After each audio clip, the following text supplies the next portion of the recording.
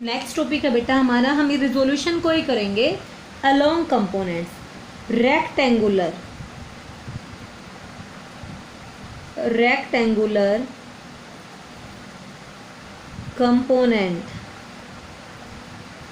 Components of a vector in a plane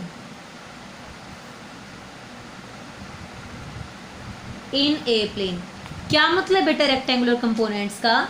rectangular components का मतलब है एक वेक्टर जो एक प्लेन में है उसको ऐसे टू कंपोनेंट्स में रिजोल्व करना जो दोनों कंपोनेंट एक दूसरे पे क्या होंगे, परपेंडिकुलर होंगे, और जिन दोनों का इफेक्ट उस अकेले सिंगल वेक्टर के इफेक्ट के क्या होगा, इक्वल होगा। तो क्या कहूँ मैं रेक्टेंगुलर कंपोनेंट्स को? कोई भी वेक्टर बेटा अगर सपोज लो किसी प्लेन में दे रखा है, एक्स वाई में, वाई जेड में, जेड एक्स में, तो हमें उस वेक्टर को उसी प्लेन के दो ऐसे कंपोनेंट वेक्टर्स में ब्रेक करना है जो एक दूसरे पे परपेंडिकुलर होंगे, क्योंकि रेक्टेंगुलर कंपोनेंट्स प्लेन के एक दूसरे पे क्या होते हैं, परपेंडिकुलर होते हैं। जैसे एक्स वाई और जेड तीनों एक दूसरे पे क्या होते हैं, परपेंडिकुलर होते हैं ना। तो ये हमारे पास क्या है, प्लेन है एक्स वाई प्लेन, ये हमारे पास क्या वाई जेड, ये क्या है जेड एक्स। तो अगर कोई वेक्टर यहाँ पे है तो उसको किस कंपोनेंट में ब्रेक करना, एक्स जेड में, इसको किस में ब्रेक करना है, एक्स वाई में। तो ऐसे जब हम किसी वेक्टर को कंपोनेंट्स में ब्रेक करेंगे, दो कंपोनेंट जो एक दूसरे पे क्या होंगे, परपेंडिकुलर होंगे, हम उसको क्या बोलते हैं, rectangular component of a vector in a plane. तो क्या कहें हम, when a vector in a plane, when a vector in a plane होता है हमारे पास two coordinate system, is splitted into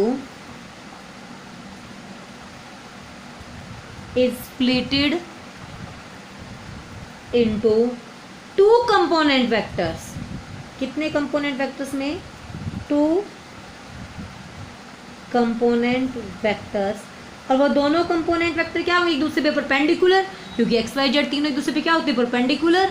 तो प्लेन एक्स वाई का हो, वाई जेड का है, जेड एक्स का, क्या होंगे, perpendicular. Component vectors at right angle to each other, वो दोनों कंपोनेंट एक दूसरे पे क्या होंगे, परपेंडिकुलर होंगे, each other, the component vectors, then these component vectors are called rectangular component of vectors. A vector in a plane is split into two component vectors at right angle to each other. वो क्या कहलाएंगे उसके, rectangular component of given vector. Let बेटा मैंने consider किया कि मेरे पास प्लेन है एक्स वाई, कौन सा प्लेन है, एक्स वाई, और इसमें एक वेक्टर दे रखा है, गिवन है vector A. A vector A is in x y plane. तो हमें इस वेक्टर को एक्स और वाई कंपोनेंट्स में क्या करना है, ब्रेक करना है। ऐसे दो वेक्टर में तोड़ना है जिनका इफेक्ट एक्स और वाई के अलोंग, जिनका इफेक्ट इस ए के क्या हो, इक्वल। तो सबसे पहले हमें किसके अलोंग ब्रेक करना है उसको, एक्स एक्सिस के अलोंग, फिर किसके अलोंग करना है, एक्स वाई एक्सिस के along. This is vector O and point O and this is R. Clear? कहता सबसे पहले हमने वाई के पैरेलल एक लाइन ड्रॉ कर दी जो एक्स पे क्या, परपेंडिकुलर। तो एक्स ए के component along x and along y एक दूसरे पे क्या हो गए, परपेंडिकुलर। द लेट, ये इस पॉइंट को हमने कंसिडर कर लिया पी, और ये हमारे पास क्या हो गया, आर। क्लियर बेटा? Along x O P and along y P R. Clear? तो क्या कहें हम, ओ पी, अगर मैं इसको वेक्टर बोलूं क्या लिख सकती हूँ मैं इसको, O P is A x vector, O P is A x vector, O P is component of A along x axis, is component of vector A along x axis, किसके अलोंग है वो, एक्स एक्सिस के along. Clear बेटा। And P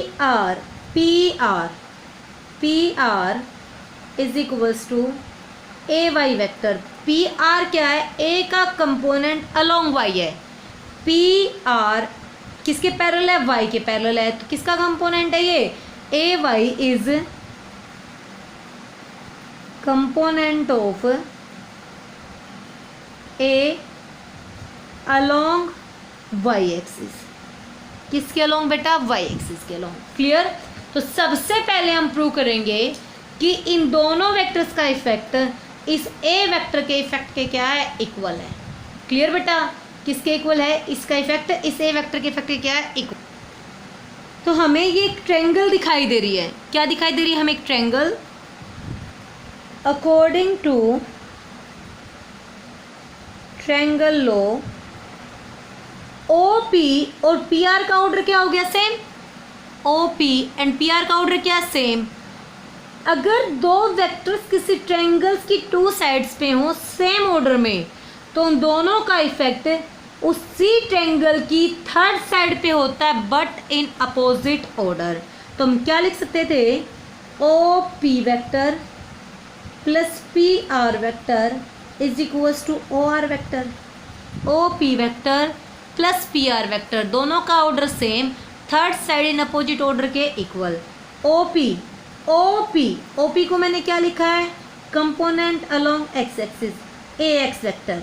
P R component along Y axis, A Y vector. O R is equals to vector A. So A vector has two components along x and y, along x ax vector and along y ay vector। अब x और y के unit vector क्या होते हैं, i cap और j cap. पहले बता चुकी हूँ मैं आपको, यूनिट वेक्टर बेटा सिर्फ ये बताने के लिए है कि i कैप अगर लिखा मिले, अगर सपोज करो तुम्हें 3i कैप लिख रखा है, इसका मतलब है कि along x एक्सिस कितना मैग्नीट्यूड है, 3। 2j कैप है तो वेक्टर के पास मैग्नीट्यूड और डायरेक्शन दोनों चीज़ें होते हैं ना, तो इसका क्या मतलब है, अलोंग जे कैप का मतलब अलोंग वाई एक्सिस, 2 क्या उसका मैग्नीट्यूड। तो क्या कहूँ मैं, I cap and J cap unit vector of X and Y. I cap और जे कैप क्या है, यूनिट वेक्टर है अलोंग एक्स एंड वाई। तो हम क्या लिख सकते हैं, so A x vector can represent by A x I cap and ay vector can represent by ay j cap। क्या मतलब इसका, I cap and j cap are unit vectors along x and y axis, along x and y axis। magnitude of ax, ax क्या है, magnitude of ax vector along x axis and ay magnitude of ay vector, x और y क्या है, component है, along y axis. अगर हम magnitude को represent करना चाहें तो बेटा कैसे होता है, O से P का जो डिस्टेंस है वो क्या है हमारा ax, P से R का जो डिस्टेंस है वो क्या है ay। हम मैग्नीट्यूड को बोलते हैं simply OP ax and PR ay। आगे चलते हम निकालेंगे इन मैग्नीट्यूड्स को।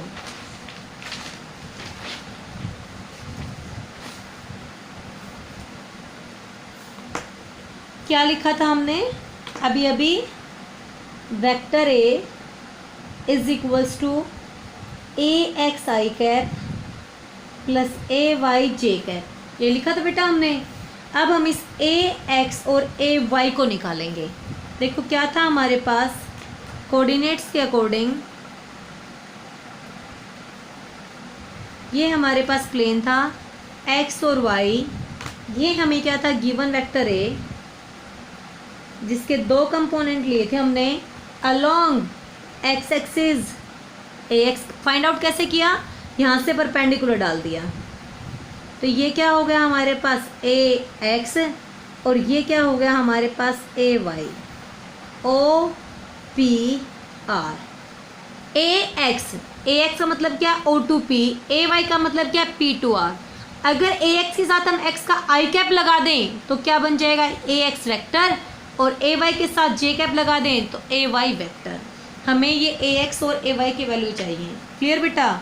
Let this angle is theta, क्या मान लिया, ये एंगल थीटा, निकाल दो भाई। अब A x O P, A X किसके इक्वल है, ओ पी के इक्वल, तो क्या कहें हम, A X is equals to O P.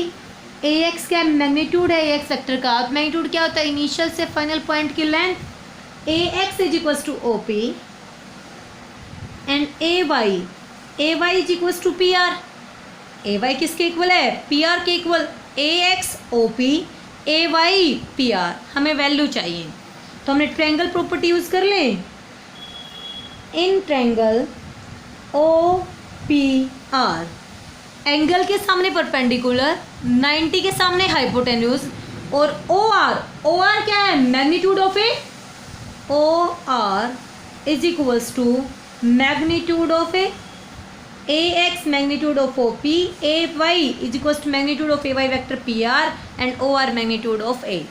In triangle O P R, मुझे ओ पी चाहिए बेटा, so O P upon O R, O P base, O R hypotenuse, base upon hypotenuse क्या बन गया हमारा, cos theta. So O P is equals to O R cos of theta. O P किसके equal आ गया, O R cos of theta. O P किसके equal है, A x के इक्वल। ओ आर किसके इक्वल है, ए के magnitude के इक्वल, कोस ऑफ थीटा। तो क्या आया हमारे पास, A X is equals to A cos theta, A X is equals to A cos theta. अब हमें निकालना है P R upon O R, theta के सामने परपेंडिकुलर, तो पी आर क्या है, परपेंडिकुलर, ओ आर क्या है, हाइपोटेन्यूज, परपेंडिकुलर अपॉन हाइपोटेन्यूज क्या बन गया हमारा, sine theta. So P R is equals to O R sine of theta. P R is equals to A Y, P R is equals to A Y, O R is equals to ए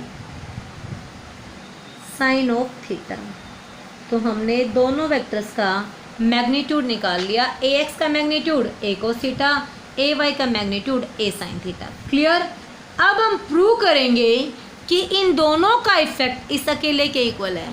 तो हम triangle property में क्या कहते थे बेटा, हम triangle property में क्या कहते थे कि इस साइड का स्क्वायर प्लस इस साइड का स्क्वायर, इन दोनों साइड्स के स्क्वायर का अगर हम क्या कर दें सम, तो थर्ड साइड के स्क्वायर के क्या होता है, इक्वल। अब चेक करके देख लो, अगर मैं इन दोनों का स्क्वायर का सम करूं, हम चेक कर रहे हैं, तो क्या कहें, हम साइड में चेक कर लेते हैं बेटा।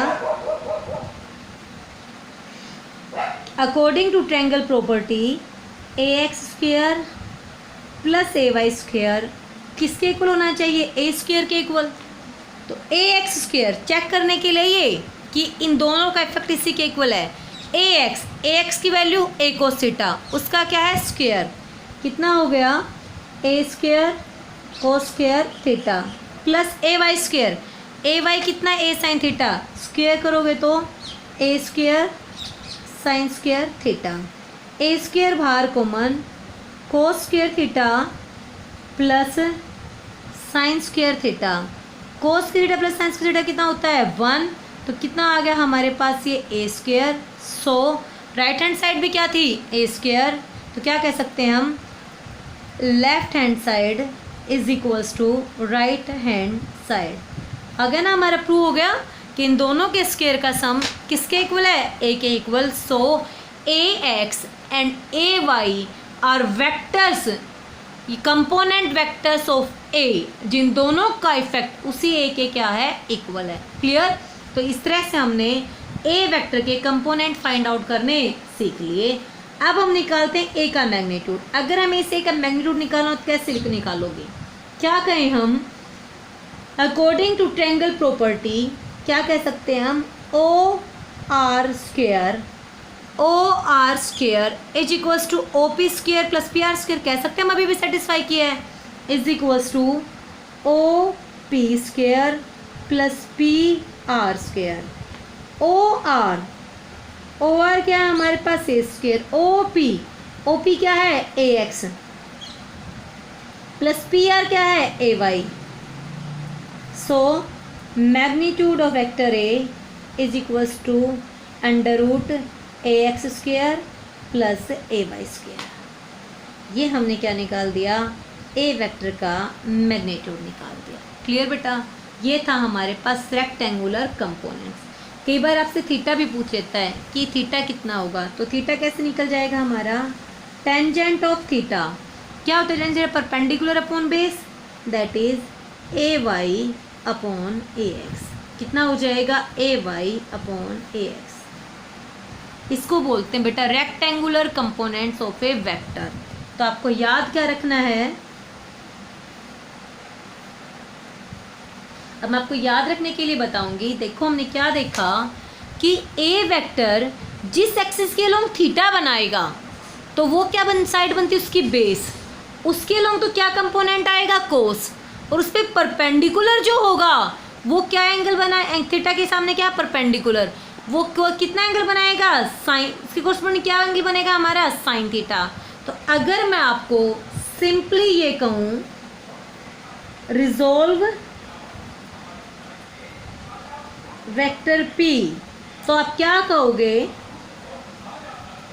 थीटा के अलोंग तो कितना हो जाएगा? P cos theta I cap and इससे परपेंडिकुलर, चाहे यहाँ पे रिप्रेजेंट कर दो बेटा, चाहे यहाँ पे रिप्रेजेंट कर दो, साइड तो एक ही है। ये हमारे पास क्या हो जाएगा? पी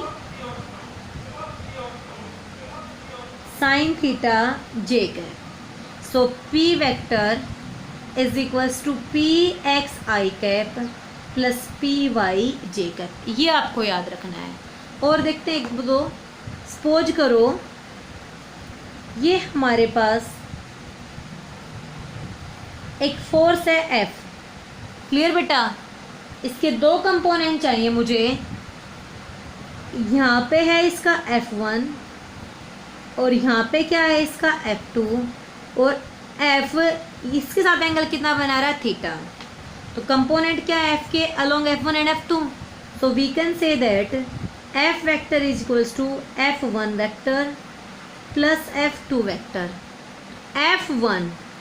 F1 का मैग्नीट्यूड क्या होगा? क्या कहा था बेटा मैंने? थीटा के अलोंग थीटा के साथ हमेशा क्या साइड बनती है? बेस। और थीटा पे परपेंडिकुलर, थीटा इस बेस पे परपेंडिकुलर, ये इसके क्या है? F2 के पैरेलल। अब F1 क्या हो जाएगा? F cos theta and F2 क्या हो जाएगा? F sine theta. क्या हो जाएगा? वो F साइन थीटा। इस तरह से हम एक गिवन वेक्टर को टू कंपोनेंट से ब्रेक कर सकते हैं जो एक दूसरे पे क्या होंगे? परपेंडिकुलर, और जिन दोनों का इफेक्ट उस अकेले वेक्टर के क्या होगा? इक्वल होगा। कैसे कह सकते थे हम इक्वल? जैसे ये F1 है, इसका पैरेलल हम यहीं पे ले सकते हैं ना। तो अब तुम बताओ F2 और F1 का ऑर्डर क्या हो गया? सेम। तो दोनों का इफेक्ट किसके इक्वल आ जाएगा? F वेक्टर के इक्वल आ जाएगा। इस रिजोल्यूशन को बोलते हैं हम resolution of a vector in two components. बहुत इजी है, आप इजीली कर सकते हो। सपोज करो, मैं एक एग्जांपल लेट्स सपोज करो इस वेक्टर को, ये कोई भी पी वेक्टर है, इसको रिजोल्व करना है इन दो कंपोनेंट्स के लो। तो यहाँ पे क्या आ जाएगा? P1 वेक्टर, ये कितना हो गया? P2 vector. अब हमें पता लगाना थीटा एंगल किसके साथ है। अगर ये थीटा है, अगर ये एंगल क्या है? थीटा, तो P1 की वैल्यू हो जाएगी P कोस थीटा, और अगर ये थीटा है तो P2 की वैल्यू हो जाएगी P cos theta along theta cos और उसमें परपेंडिकुलर साइन। अगर ये थीटा है तो P1 की value P cos theta, direction आ जाएगी साथ में P1 कैप, और यहाँ पे P2 की value P sin theta, direction क्या आ जाएगी P2 कैप। तो हमेशा आपको क्या याद रखना है, component along a direction having theta angle with given vector,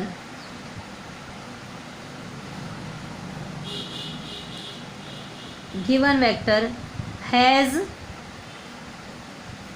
with given vector A has magnitude A cos theta and magnitude of component perpendicular to A cos theta, perpendicular to A cos theta, और उस A cos theta पे perpendicular कौन होगा, A sin of theta।